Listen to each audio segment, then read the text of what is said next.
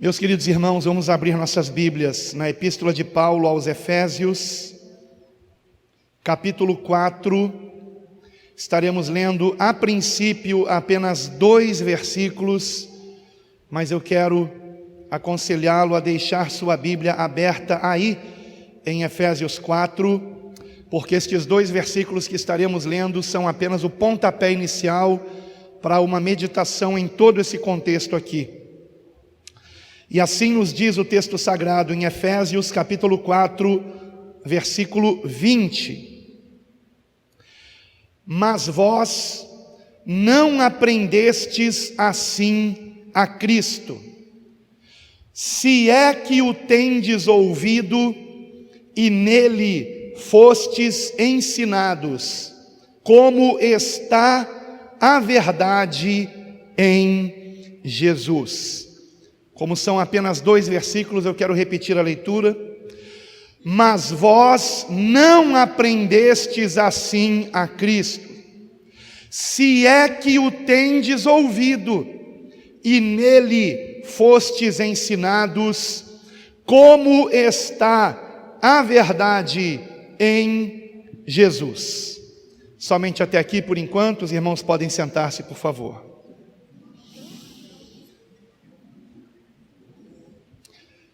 Meus queridos irmãos, formar verdadeiros discípulos de Cristo, ensinando o que Jesus ensinou aos apóstolos, consiste nisto, a missão da igreja. Repito, ensinar a verdadeiros discípulos de Cristo aquilo que o Senhor Jesus ensinou aos seus apóstolos. Esta é a missão da igreja. Portanto, esta é a nossa missão.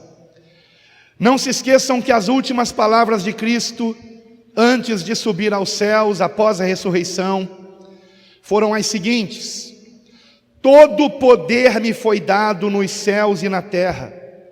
Portanto, ide, fazei discípulos de todas as nações, isto inclui o Brasil, isto nos inclui, batizando-os em nome do Pai e do Filho e do Espírito Santo, ensinando-os a guardar todas as coisas que eu vos tenho mandado.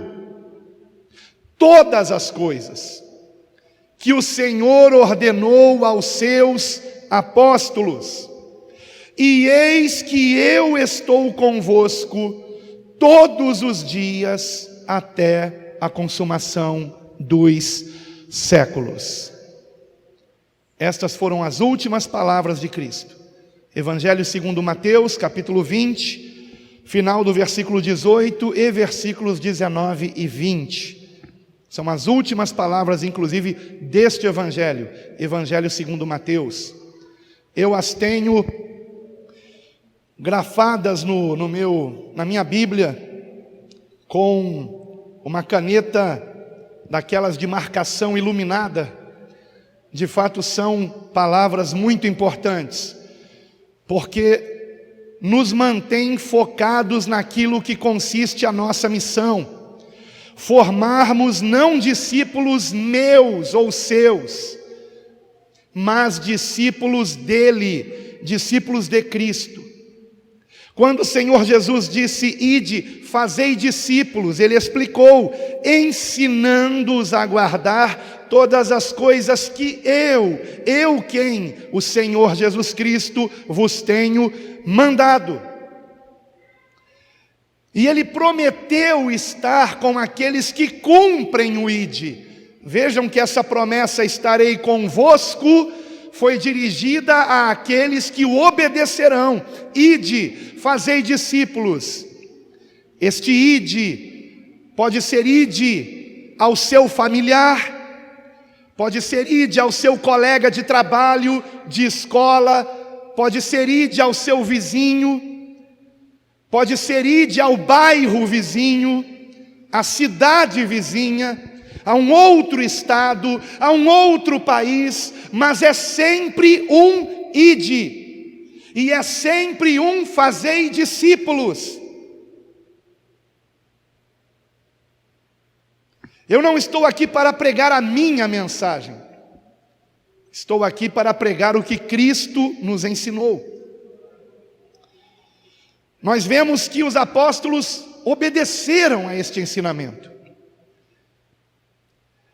Por espaço de 40 dias, nos diz o início do livro de Atos dos Apóstolos, dos versículos 1 até o versículo 4, ali é dito que, após a ressurreição, por espaço de 40 dias, o Senhor Jesus apareceu aos seus apóstolos e os ensinou. O que será que o Senhor ensinou que já não tivesse ensinado antes de sua morte na cruz e ressurreição? Eu arrisco que, é uma suposição minha. Bom, o texto bíblico em Atos diz que o Senhor ensinou coisas concernentes ao reino de Deus. Sim, é claro, mas ele já tinha ensinado sobre o reino de Deus antes. Em todo o seu ministério público que nós encontramos relatado em Mateus, Marcos, Lucas e João. Mas em Atos, dos versículos 1 a 4, é dito que o Senhor Jesus ensinou aos seus apóstolos também por espaço de 40 dias, coisas concernentes ao reino de Deus. Mas o que será que ele ensinou, além do que já tinha ensinado? E a minha suspeita, o que eu arrisco, o que eu penso que tenha sido é como aplicar os ensinamentos que ele trouxe antes da sua morte na cruz, no contexto da sua ressurreição, no contexto da graça, no contexto da realidade que o Senhor não precisa de templos feitos por mãos de homens, porque agora nós somos o templo, somos a habitação do Espírito Santo. Não eu individualmente, não você individualmente, mas a igreja do Senhor. Cada um de nós somos pedras vivas nesta edificação que se chama igreja, que Paulo compara a um corpo humano, no qual Cristo é a cabeça e cada um de nós é membro deste corpo. E num corpo há vários membros com funções diferentes, e assim é na igreja, mas a cabeça é Cristo. Ele é o Senhor, Ele é quem nos orienta. Por meio do quê? Por meio do seu Espírito Santo. Por meio do Espírito Santo somos ensinados a andar como Cristo andou. Ele nos deu exemplo. Por que que ele simplesmente não morreu logo na cruz e pronto, mas antes, por espaço de 3 anos, andou por toda parte, para nos ensinar a fazer o bem, para nos ensinar o perdão, para nos ensinar a misericórdia, para nos ensinar que nele há poder para expulsar demônios, para repreender enfermidades, que ele nos dá vida e vida em abundância, não em nada querendo isto dizer com a abundância que esse mundo materialista e individualista tem em mente. Não é abundância de coisas materiais, mas é abundância do Espírito Santo, abundância da verdadeira vida, abundância de Deus em nós. Aleluia! Então o Senhor, por espaço de 40 dias, ensinou os apóstolos. E eis que ele chamou mais alguém para ser apóstolo, justamente o judeu que mais perseguia os cristãos, Saulo de Tarso. Aparecendo a ele no caminho de Damasco, O relato está em Atos capítulo 9, aparecendo a ele ressurreto, brilhando mais que o sol do meio-dia, a ponto de Paulo ficar cegado. Seu nome mudou de Saulo para Paulo, porque Paulo é o correspondente de Saulo no mundo gentio. Então há uma mudança de nome por uma questão apenas de mudança de povos. Então os outros povos, assim como por exemplo o nome Pedro em inglês é Peter. O nome Saulo, judaico, no mundo greco-romano era Paulo. Então, quando ele prega aos gentios, o seu nome muda. Nós vemos isso claramente no livro de Atos. Saulo, também chamado Paulo, né? Então, só para explicar isso aqui. Mas enquanto ele ainda era o Saulo, perseguidor da igreja, o Senhor lhe aparece. E ele mesmo conta, o próprio Paulo conta, que depois disso, depois da sua conversão a Cristo e de ter recebido o chamado do Senhor para pregar o Evangelho aos gentios, a todos os povos, a nós. Mas como assim Paulo vai pregar a nós? Ora, as suas epístolas chegaram até nós, compreendem, irmãos? E depois de receber esse mandato, diz que a palavra diz, ele mesmo relata isso em uma de suas epístolas, que por 3 anos ficou retirado, consultando o Senhor, aprendendo do Espírito Santo de Deus, como aplicar os ensinamentos de Cristo no contexto da graça. E foi ter também com os apóstolos, Pedro, Tiago, João, André. Paulo foi ter também com os apóstolos. E aqui nesta epístola, que nós estamos lendo, a epístola que ele escreveu aos irmãos que viviam na cidade de Éfeso,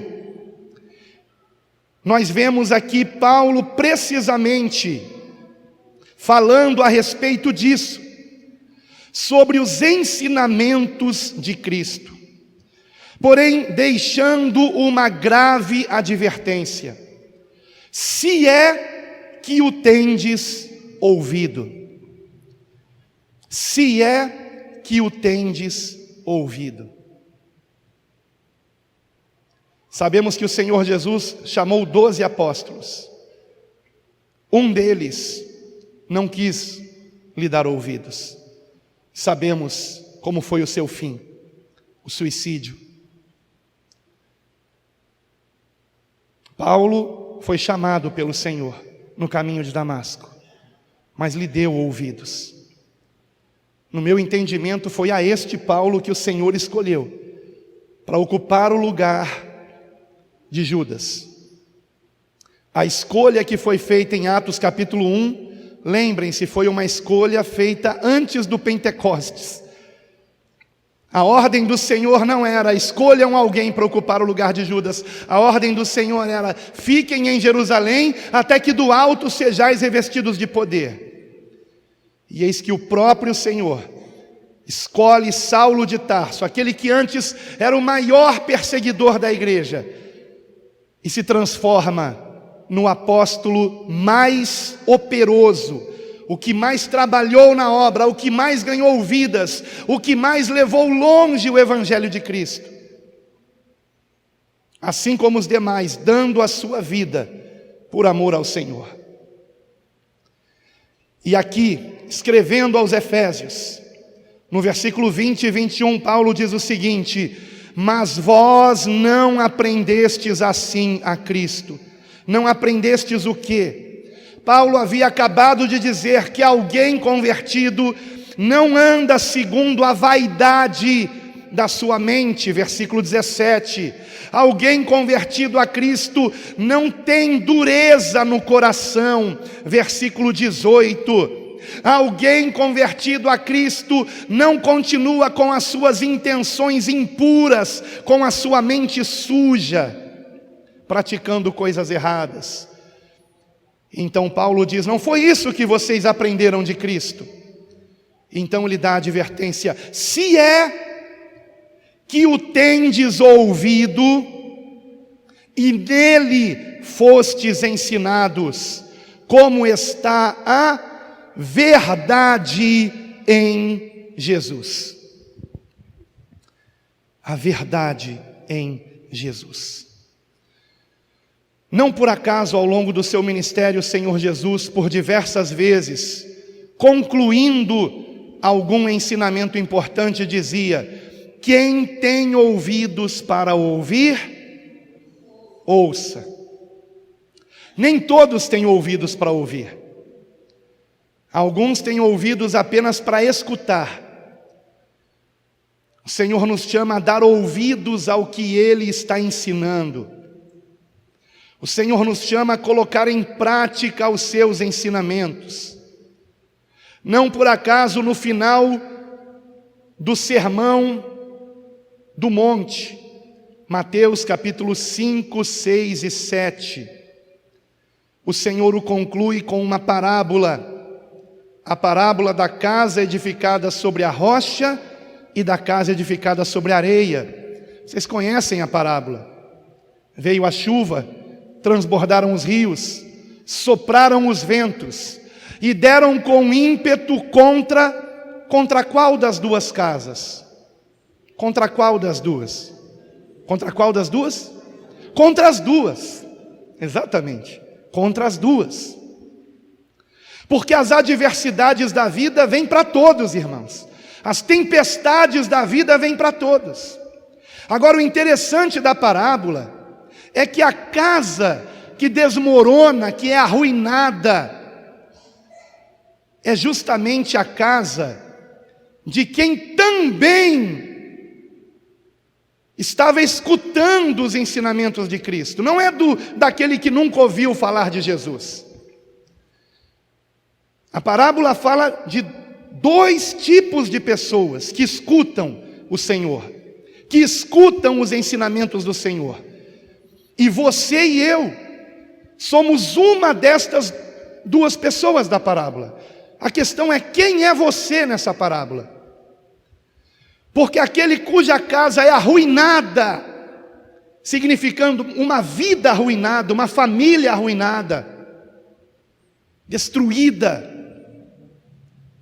é justamente aquele que apenas escuta, mas não dá ouvidos.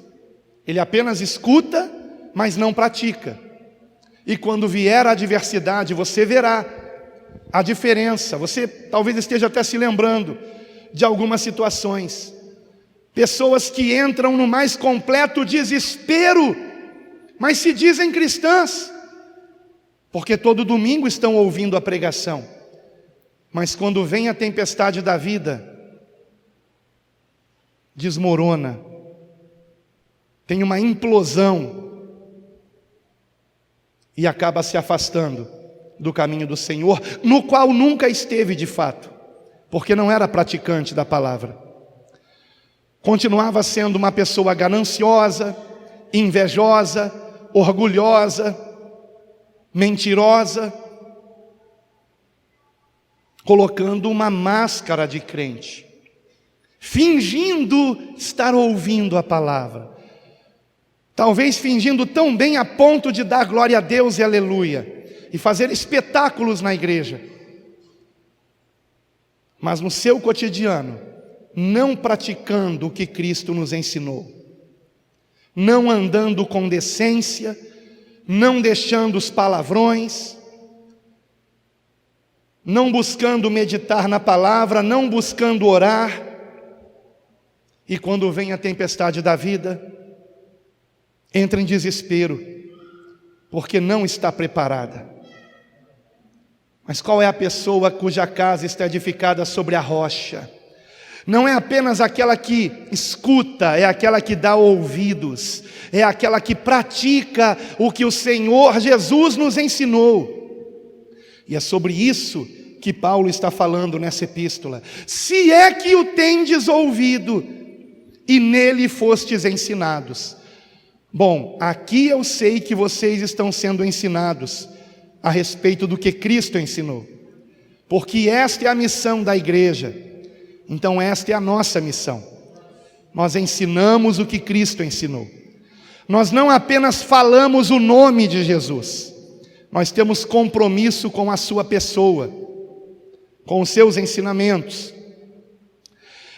E assim como o Senhor Jesus, ao longo do seu ministério, por diversas vezes, nos advertiu: quem tem ouvidos para ouvir, ouça. Da mesma forma, o Espírito Santo continua fazendo este mesmo alerta, como está fazendo hoje, agora. E digo isso por quê? Porque nas 7 cartas às 7 igrejas, que no meu entendimento, se você tiver outro entendimento não tem problema, que no meu entendimento, além de trazer instruções em todas as 7 para a igreja de hoje, as 7 cartas também representam 7 períodos da igreja cristã, até a vinda de Cristo, até o retorno do Senhor. Tanto é verdade que nas cartas anteriores à última, em algumas delas, talvez na maioria, não me lembro bem, o Senhor repete a seguinte frase: eis que venho sem demora. Eis que venho sem demora. Eis que venho sem demora. Porém, quando chega na carta a Laodiceia, a última, a 7ª, o Senhor não diz eis que venho sem demora. O Senhor diz: eis que estou à porta e bato. Ou seja, Ele chegou. Ele chegou. O que falta agora? Apenas Ele entrar, apenas a porta ser aberta. Ele chegou. Porém, uma grave advertência é feita nessa carta, a carta a Laodiceia, porque nas 7, o Espírito Santo diz: quem tem ouvidos, ouça o que o Espírito diz às igrejas. Isto é dito nas 7 cartas às 7 igrejas da Ásia no Apocalipse. Quem tem ouvidos, ouça o que o Espírito diz às igrejas. Então o Espírito Santo continua falando, e falando através da palavra de Cristo, ensinada por Ele, explicada pelos apóstolos, contida nas Escrituras. O Espírito Santo continua falando. Mas quando chega na última carta, na 7ª, há uma frase ali que me assusta, irmãos. Que me assusta. Porque ele diz no versículo de número 20, em Apocalipse 3:20: se alguém ouvir a minha voz. Se alguém ouvir, revela ou que ninguém está ouvindo, ou que pouquíssimos estão dando ouvidos. Nestes últimos dias, em que estamos na iminência do retorno de Cristo, escute com muita atenção. Falta muito pouco tempo para o retorno do Senhor. E a parábola das 10 virgens em Mateus 25, que é uma parábola profética, nos adverte que perto da chegada do noivo, todas as 10 noivas adormeceram. As 10 noivas representam a igreja sobre a terra. Todas adormeceram para o retorno do Senhor. Todas. Inclusive esta aqui. Inclusive esta aqui.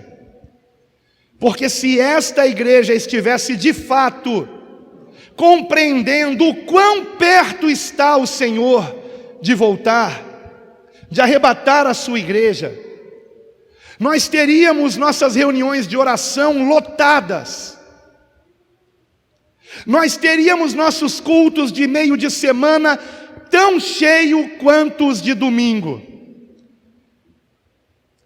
E nós não teríamos hoje um culto de domingo pela manhã, ceia do Senhor, com cadeiras vazias. O que é que está acontecendo com a igreja? Está distraída com esse mundo. Adormeceu para o fato de que Cristo voltará na nossa geração.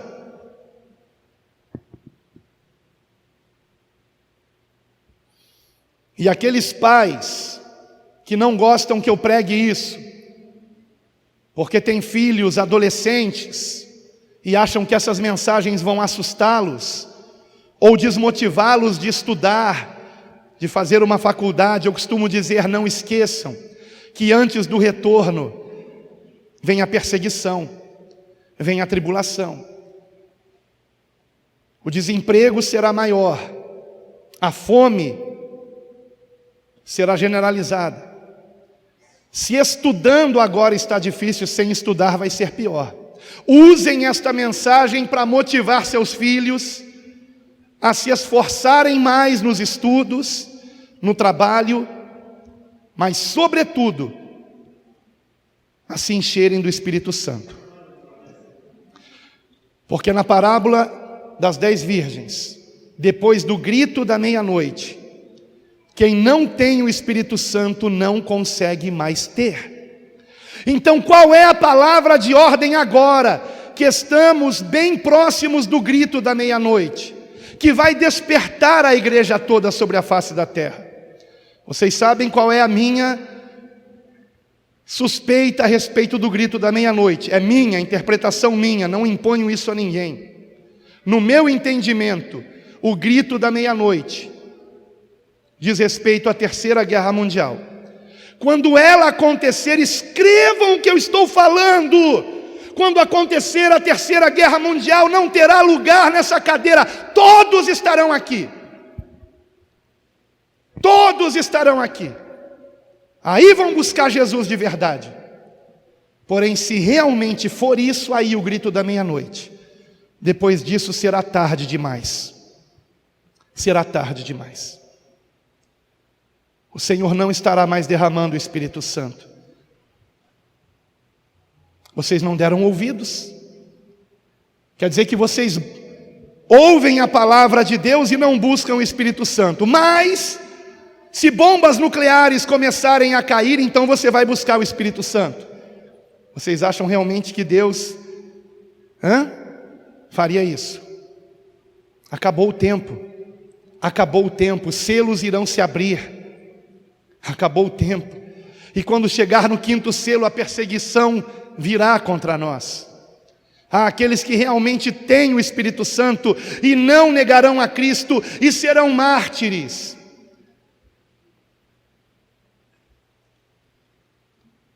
Você está se preparando para isso? E aqueles que sobreviverem verão os sinais do 6º selo, no sol, na lua, nas estrelas, como está predito também em Lucas 21, versículo 25 em diante. E o Senhor Jesus disse: quando virdes estas coisas acontecerem, Ele não disse: se escondam nas cavernas. Ele disse: erguei vossas cabeças, porque a vossa redenção se aproxima. Por que erguei as cabeças? Porque do céu Ele virá nos buscar, dará ordem aos seus anjos a nosso respeito, para nos levarem ao seu encontro nos ares, em corpos transformados num piscar de olhos. Aleluia! Em corpos gloriosos, onde não poderá mais habitar o pecado. Aleluia! Isso é maravilhoso. Essa é a bendita esperança. Eu espero que você tenha essa esperança.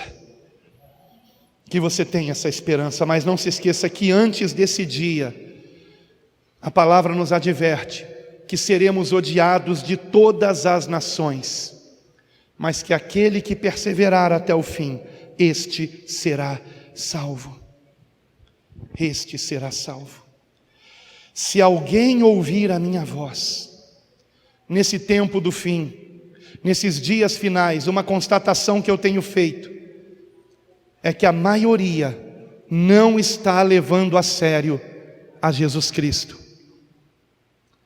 Eu estou para trazer uma pregação antiga que eu já trouxe aqui, no tempo em que as mensagens eram gravadas apenas em áudio. E eu me lembro que, quando eu terminei essa mensagem, o nosso irmão Wilker, não sei se ele talvez não lembre disso, ele chegou para mim com olhos em lágrima e disse: pastor, essa foi a mensagem mais importante que eu já ouvi o senhor pregar. Não sei se o Wilker lembra disso, faz tempo isso, mas eu não esqueci. E o título daquela pregação era: e se Jesus de si mesmo a verdade? Sabem por que eu preguei com esse tema? E se Jesus de si mesmo a verdade? Porque eu percebo que a maioria desconsidera as advertências de Cristo. Por exemplo, o Senhor disse: se vós não perdoardes, o Pai também não vos perdoará. E de vez em quando eu encontro irmãos que insistem em guardar mágoa, ressentimento, em pagar o mal com o mal. Não estão realmente acreditando no que Jesus disse. Ou então não estão acreditando que Deus exista. Queridos irmãos, eu penso que uma das razões pelas quais eu pregue com tanta convicção é pela certeza absoluta que tenho de que Deus é real e está perto de nós. Como disse Paulo, nele nos movemos e existimos. É impossível que nos escondamos de Deus. Eu tentei me esconder. Vocês conhecem a minha história, a maioria de vocês. Quando eu senti o chamado pastoral, eu era recém-convertido, recém-batizado nas águas, e fiz uma oração, trancado no meu quarto, janelas fechadas, porta fechada, não tinha ninguém ouvindo. E eu disse, baixinho eu orei e falei: se for a tua vontade que um dia eu seja pregador do teu evangelho, ou pastor que pregue o teu evangelho, obviamente, porque nem todo pregador é pastor, então eu te peço um sinal, me chame, eu quero ouvir a tua voz chamando o meu nome, mas não como Abraão, mas não como dizem hoje em dia, mas sim como Abraão, como Moisés, ouviam audivelmente a sua voz. Se for a tua vontade, me chame pelo meu nome. E aconteceu. Poucos dias depois, num sábado, eu estava entrando no metrô, eu ia para Tijuca, estava entrando no metrô de Botafogo, metrô da Rua Voluntários da Pátria. E quando eu ia entrar, descer as escadas, eu ouvi a voz do Senhor me chamar. E naquele momento eu parei, e havia uma irmã da igreja que estava indo também comigo pegar aquele metrô, e ela viu como eu fiquei. E eu olhava para um lado e para o outro e disse: você ouviu? E ela: o quê? Não ouvi nada. Não, você não ouviu nada? E não tinha ninguém ali. Naquela época, sábado era um dia da semana que quase nada abria, diferente de hoje em dia. Estou falando de 30 anos atrás. Nada abria no dia de sábado, quase nada. Então sábado em Botafogo era um deserto, e não tinha ninguém ali. E eu mudei de cor, e ela começou a ficar preocupada: você está passando mal? O que foi? E eu disse: eu ouvi chamarem a minha voz. De que direção? De todas as direções. Esse foi o chamado do Senhor. Tive medo, fugi para São Paulo, tentei me esconder de Deus. Disse para os irmãos da igreja que chegando em São Paulo, eu iria procurar a igreja de Nova Vida em São Paulo. Mentira, não procurei nada. Porque eu tinha sido batizado na igreja de Nova Vida em Botafogo, igreja onde pregava aquele que foi fundador desse ministério, o bispo Roberto Macalister. E eu sabia que em São Paulo havia o pastor Tito Oscar, na época pastor ainda, hoje é bispo. E se é que a diferença, né? Para mim é tudo a mesma coisa. E Tito Oscar, eu só vim conhecê-lo em São Paulo muitos anos depois, há poucos anos atrás. Nunca tinha ido naquela igreja, porque eu queria fugir de Deus. E 6 meses depois de eu ter me mudado para São Paulo, assim que cheguei, tinha conseguido um emprego, cometi o erro de pedir demissão, achando que eu fosse encontrar rápido um emprego melhor. Não encontrei, e comecei a passar necessidade. E peguei livros que eu tinha em bom estado, que eram livros da assinatura do Círculo do Livro, acho que nem existe mais isso hoje.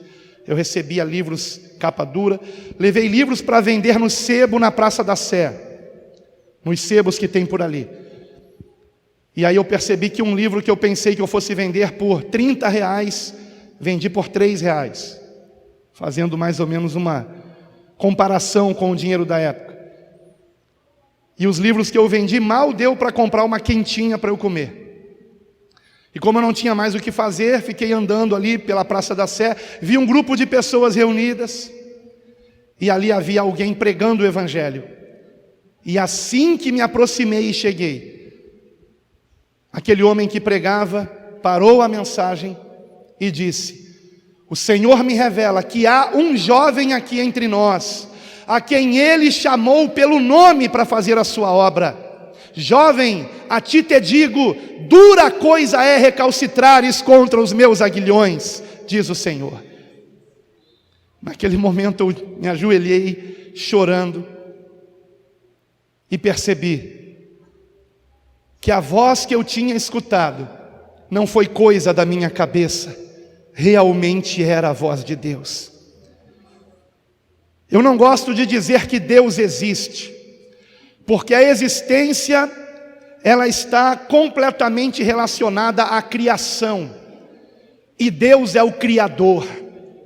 Portanto eu digo, Deus é, Deus é, Deus é, Deus é aquele que é. Deus está acima de toda existência, Deus está acima do tempo, Deus está acima de nós, acima das religiões. Deus é real, real, real, e Ele enviou o seu Filho a esse mundo para falar conosco, para nos salvar, porque nos ama, porque tem um propósito de salvação para cada um de nós. Se você não sabia para que você nasceu, aqui mesmo na Epístola aos Efésios é dito por 3 vezes, pelo menos no início da Epístola: você e eu, nós existimos para a glória de Deus. Aleluia! Esse é o propósito. Glória a Deus. Glórias a ti, Senhor. Mas agora eu lhe pergunto: se andarmos na mentira, contando mentirinhas, glorificamos a Deus com isso? Se andarmos invejando o nosso próximo, glorificamos a Deus com isso, irmãos? Se formos gananciosos, cobiçosos, glorificamos a Deus com isso, irmãos? Se falarmos palavrões ou palavras torpes, glorificamos a Deus com isso, irmãos? Se não quisermos perdoar o nosso próximo, glorificamos a Deus com isso? Se pagarmos o mal com o mal, Deus é glorificado nisso? Agora, como deixarmos todas estas coisas para trás? Como? Dando ouvidos ao Senhor, dando ouvidos a Ele, Eu creio, Senhor, na Tua palavra, eu creio na Tua palavra, eu creio no Teu Espírito Santo, eu creio que Tu és real, eu creio que Tu estás comigo, eu creio que todos os Teus ensinamentos são para o meu próprio bem, por mais dolorosos que sejam. Eu creio que, como diz a Tua palavra, eu preciso me arrepender. Arrependa-se. No que é que você tem que mudar? Eu sei no que eu tenho que mudar. Eu conheço as minhas fraquezas. Você conhece as suas? Peça, como o salmista, que o Espírito Santo venha sondar o teu coração e ver nele se há algum caminho mau. Se você está em alguma prática equivocada, para que você se arrependa e ande no caminho reto, que embora estreito, porque é um caminho de renúncia, de deixarmos para trás o nosso comportamento mundano, que tínhamos no passado, quando conhecemos a Cristo, e agora Ele nos chama para sermos uma nova criação, não somente uma nova criatura. O termo grego traduzido corretamente é criação. O Senhor está fazendo tudo novo. Ele está preparando um povo para herdar novos céus e nova terra, onde habitará a justiça para sempre, onde não haverá mais pecado, porque não haverá mais tentador, então não haverá mais tentação. Nossos corpos não serão mais carnais, mas gloriosos, como o corpo ressurreto de Cristo. Aleluia! Não haverá mais doenças, não haverá mais morte, não haverá mais dor, não haverá mais pranto. Estaremos para sempre com o Senhor. E como é que alguém troca isso por esse mundo? Como é que alguém prefere continuar aqui? Não se apegue a esse mundo. Lembrem-se que, escrevendo aos Filipenses, Paulo estava se sentindo como que num cabo de guerra. Por um lado, ele estando preso e sabendo que poderia ser condenado e morto. Por um lado, ele queria partir e estar com Cristo. E por outro lado, sabendo que os filipenses estavam tão preocupados com ele, e que ele compreendia bem o Evangelho e ainda precisava ensinar a tantas pessoas o que Cristo nos ensinou, a graça salvadora, ele queria ficar para ganhar ainda mais almas para o Senhor. A motivação de Paulo era correta. Mas por que você não quer morrer? Que propósito tem a tua vida sem Cristo? Que coisa vã é essa? Juntar dinheiro? Esse é o propósito da sua vida? Chegar ao 1º milhão? Para quê? Para você ser condenado ao inferno por não ter repartido esse dinheiro com quem precisa? Qual é o propósito da sua vida? O propósito de Paulo era glorificar a Deus, pregando o Evangelho, salvando mais vidas de si mesmas. Porque, irmãos, o que nos mata é o orgulho. O que nos joga no inferno é a soberba. É nós não querermos enxergar o fato de que não podemos salvar a nós mesmos. E por mais que façamos o bem, ainda pecamos. Você sabe disso. Quando não pecamos em ações, pecamos em palavras. Quando não pecamos em palavras, pecamos em pensamentos. Quando não pecamos em pensamentos, pecamos em sentimentos. guardando mágoas, rancores, ou então, quando não pecamos em nada disso, pecamos por omissão, porque sabemos fazer o bem e não fazemos. Quantas pessoas você visitou nessa semana? Pessoas que você não tem visto aqui. Você está preocupado com a salvação do seu irmão? Se eu perguntar quem está preocupado, todos dirão que estão preocupados. Mas quantos é que vão lá visitar o irmão quando ele está afastado? Queridos irmãos, a palavra de Deus é como espada de dois gumes. Ela corta para os dois lados, ela corta para vocês e corta para mim também. Eu mesmo não visitei ninguém essa semana. Lembram que eu disse na minha oração inicial que eu tenho muito ainda para melhorar?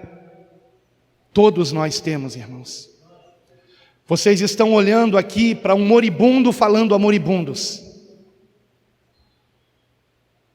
Nós dependemos completamente da graça de Deus, da misericórdia do Senhor. Por isso eu não posso julgar o meu irmão. Eu não posso querer tirar o cisco do olho do meu irmão, porque pode ser que eu tenha uma trave no meu olho e não esteja enxergando isso.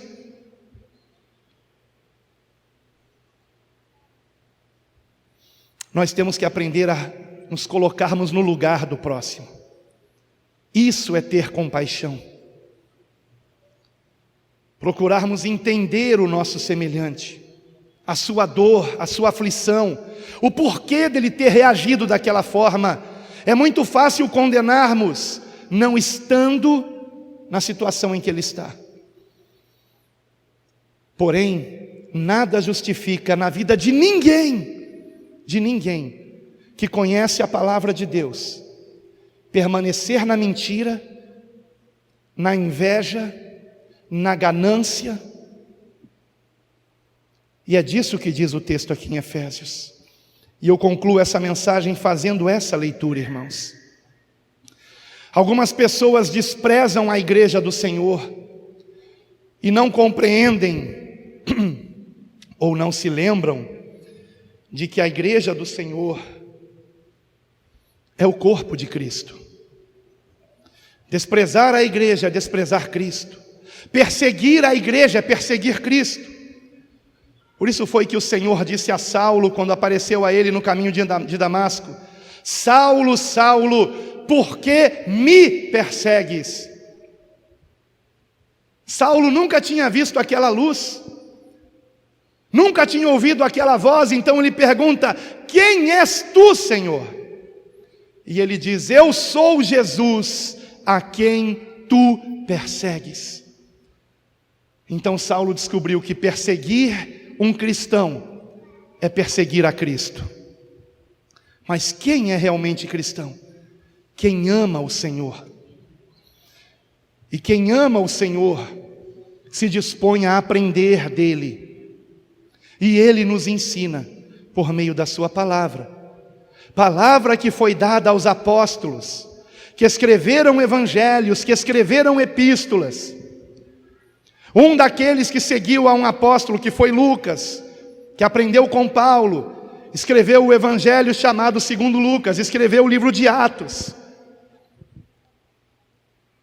E nós aprendemos com isso.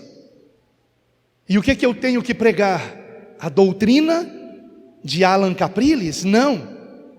A doutrina dos apóstolos. Atos capítulo 2, versículo 42 diz: e perseveravam na doutrina dos apóstolos. E é nisso que temos que perseverar.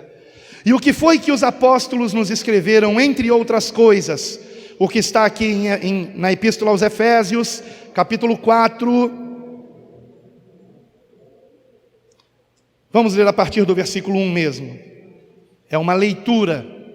Se você não está com a sua Bíblia, preste bastante atenção olhando para mim, por favor.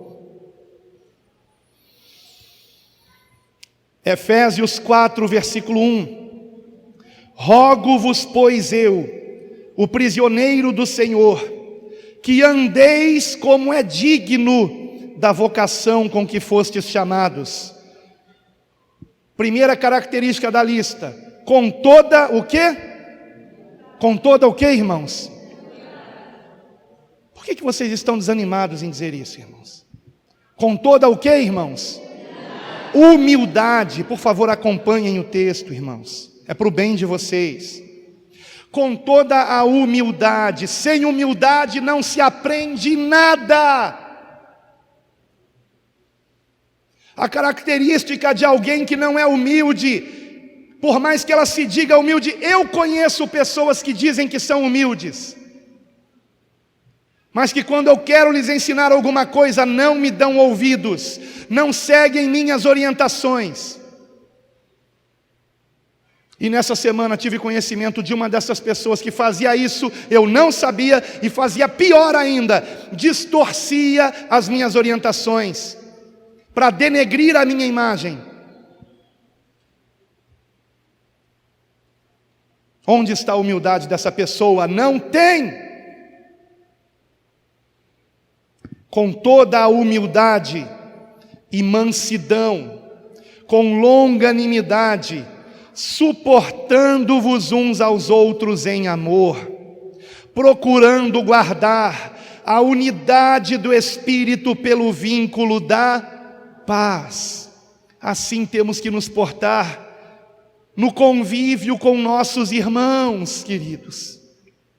Temos que ter por objetivo guardar a unidade do Espírito. No que depender de mim, no que depender de você, temos que procurar ter paz com todos. Não é ficarmos criando intrigas, situações, disse-me-disse. Tais pessoas não têm Cristo. Não é possível que tenham. E a palavra prossegue nos lembrando: há um só corpo e um só Espírito, como também fostes chamados em uma só esperança da vossa vocação. Um só Senhor, uma só fé, um só batismo, um só Deus e Pai de todos, o qual é sobre todos e por todos e em todos vós. Esse todos aqui é no contexto da igreja. Mas a graça foi dada a cada um de nós segundo a medida do dom de Cristo. Por isto diz: subindo ao alto, levou o cativo o cativeiro e deu dons aos homens. Ora, isto ele subiu, que é, senão que também antes tinha descido às partes mais baixas da terra. Aquele que desceu é também o mesmo que subiu acima de todos os céus para cumprir todas as coisas. E Ele mesmo quem? O Senhor deu uns para apóstolos, que já se foram. Assim como Cristo é a pedra fundamental, os apóstolos são o fundamento da igreja, diz a palavra. Eles nos ensinaram a aplicar o que Cristo ensinou diretamente a eles. Então temos que perseverar na doutrina dos apóstolos, no que está escrito nas epístolas e em certas passagens do livro de Atos, como Atos capítulo 15, por exemplo. Quais os ensinamentos deles? Então os apóstolos já se foram, não se lança outro fundamento, que é Cristo. Esse fundamento já foi lançado. Depois dos apóstolos, cada um de nós somos pedras vivas.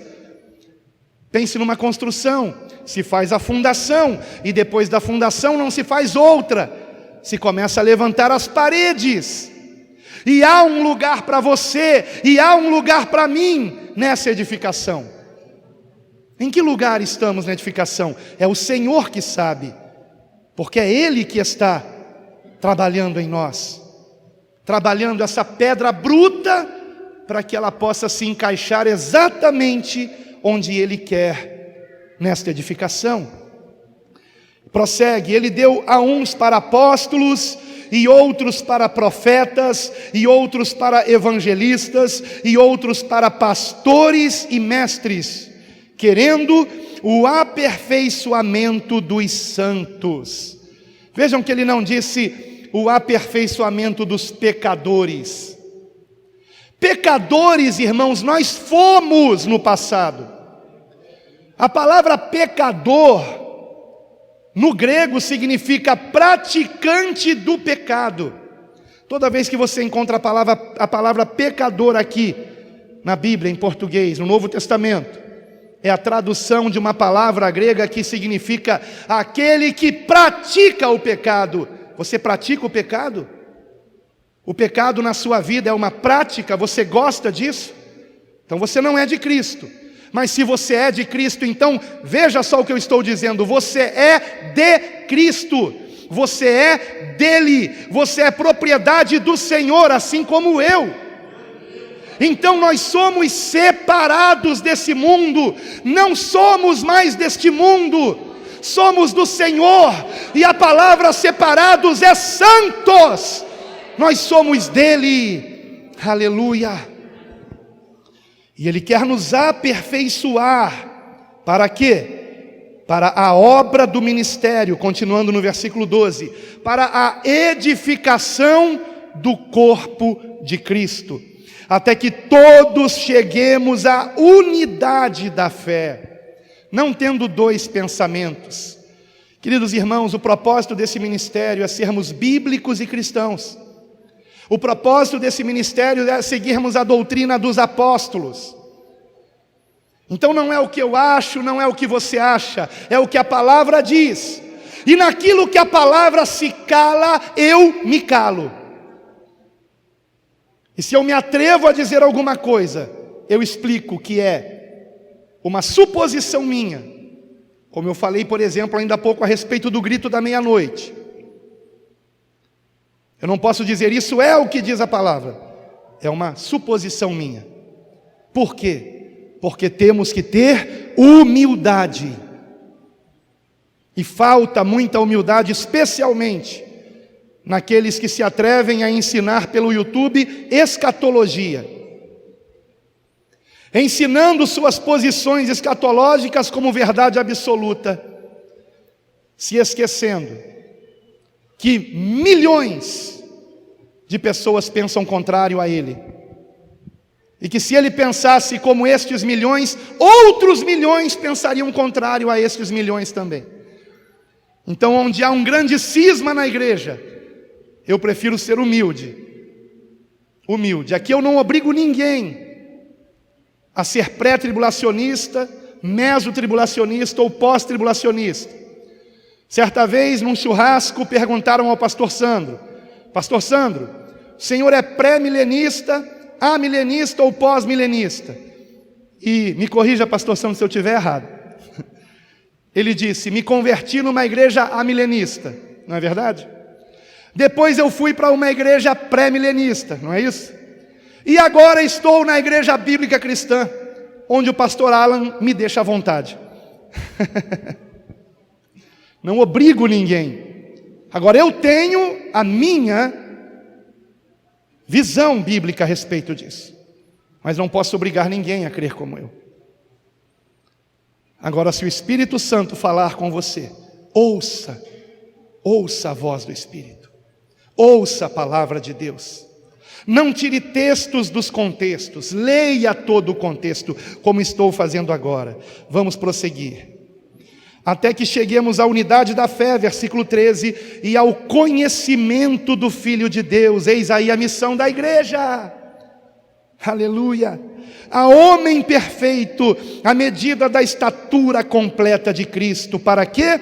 Versículo 14, para que não sejamos mais meninos, inconstantes, levados em roda por todo vento de doutrina, pelo engano dos homens que com astúcia enganam fraudulosamente.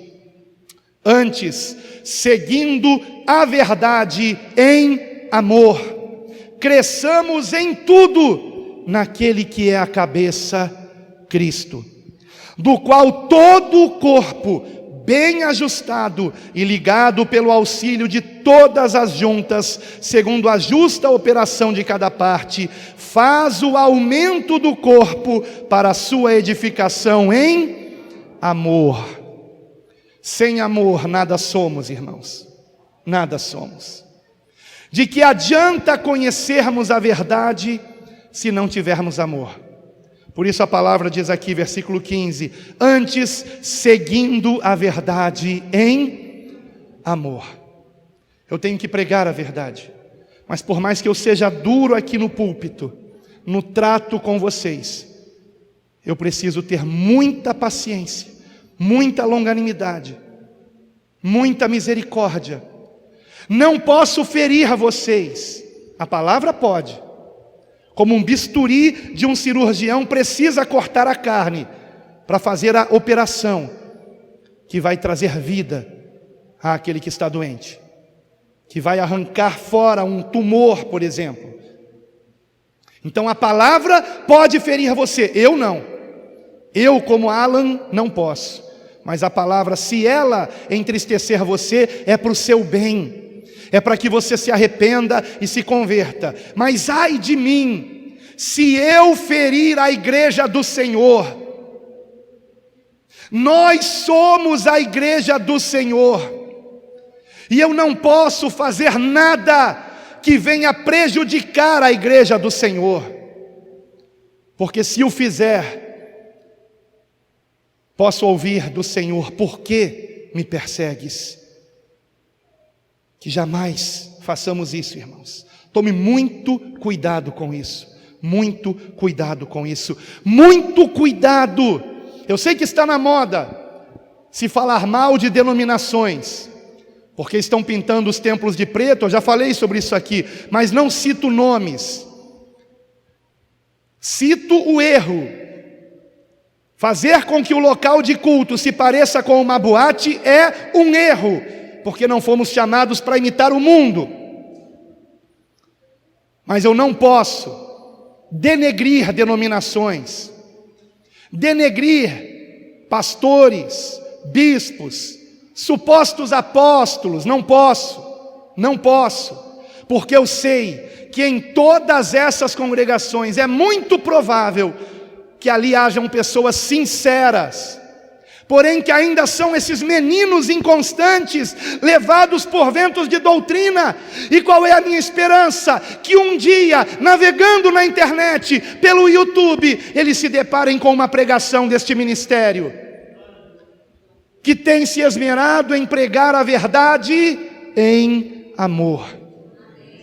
E despertem, porque quando uma luz se apaga, não adianta gritar contra a escuridão. O que resolve o problema é se acender novamente a luz. E é o que nós temos que fazer, irmãos. Não adianta ficarmos gritando contra os erros que estão cometendo. O que adianta é dizermos a verdade, pregarmos a verdade, acendermos a luz que está se apagando, para a glória de Deus.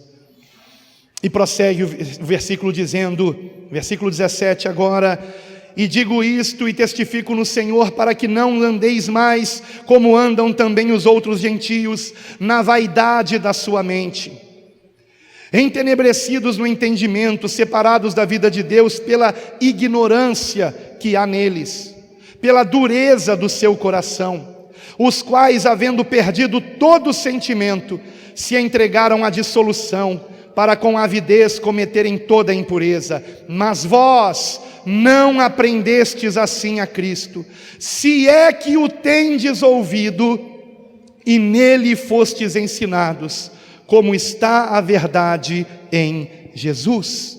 O que o Senhor nos ensina pelos apóstolos? Que quanto ao trato passado, vos despojeis do velho homem, que se corrompe pela concupiscência do engano, e vos renoveis no espírito da vossa mente, ou seja, que tenhamos a mente de Cristo. Aleluia!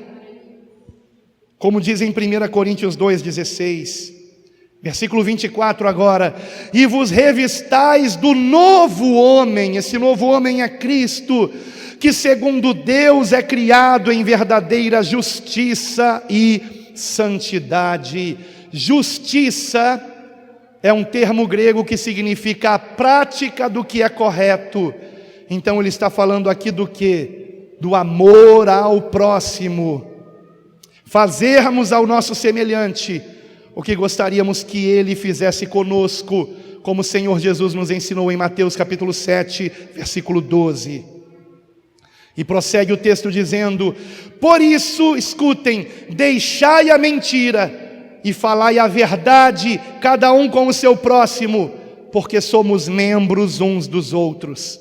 Irai-vos e não pequeis, não se ponha o sol sobre a vossa ira. Esse irai-vos aqui é que nos iremos contra o pecado. É normal, é compreensível que fiquemos indignados quando tomemos conhecimento de alguma coisa absurda, algum pecado horrendo, mas não podemos deixar que isso se torne em nós uma raiz de amargura. Não podemos guardar mágoa, ressentimentos. Não podemos deixar isso chegar ao dia seguinte. Por isso o texto diz: não se ponha o sol sobre a vossa ira, não deis lugar ao diabo. Não deis lugar ao diabo. Então um crente pode dar lugar ao diabo? Sim. Se não vigiarmos, se não nos enchermos do Espírito Santo, sim. Eu posso me tornar uma pedra de tropeço para o meu irmão. Prosseguindo: aquele que furtava, não furte mais, antes trabalhe, fazendo com as mãos o que é bom. Para quê? Para ficar rico? Para alcançar o primeiro milhão? Não é isso que o texto diz. Trabalhe, versículo 28, trabalhe fazendo com as mãos o que é bom, para que tenha o que repartir com o que tiver necessidade. Qual é a sua motivação para trabalhar? Você mesmo? Motivação errada. Motivação errada. E enquanto você não tiver a motivação correta, o seu salário provavelmente não vai aumentar. Porque você é mesquinho, egoísta, não se importa com quem precisa de ajuda. Você sabe quais são os membros dessa igreja mais carentes? Quando foi que você chegou na casa de um deles com uma sacola de compras?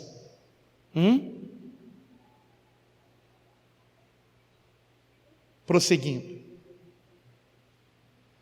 não saia da vossa boca, versículo 29, nenhuma palavra torpe, mas só a que for boa para promover a edificação, para que dê graça aos que a ouvem. E não entristeçais o Espírito Santo de Deus, no qual estáis selados para o dia da redenção. Portanto, tudo isso que está sendo dito aqui entristece o Espírito Santo, e principalmente o que vem agora.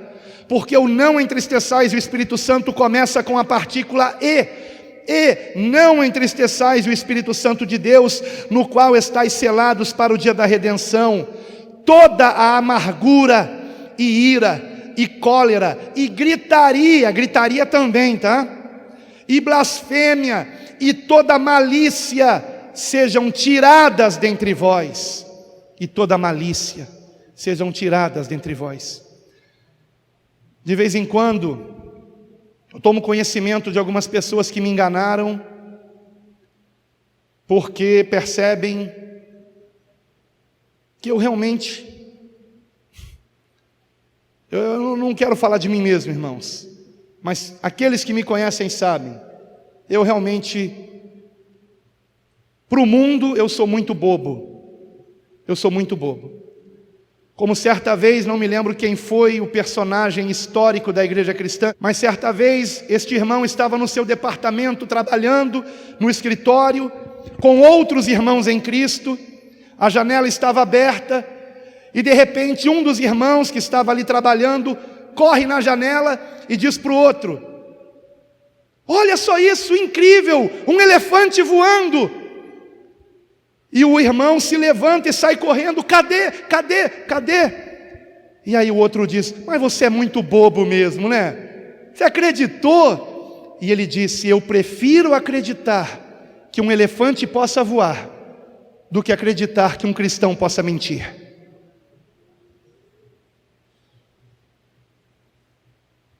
Prefira ser tido como bobo aos olhos do mundo, mas continue sendo santo aos olhos de Deus, para a glória do Senhor.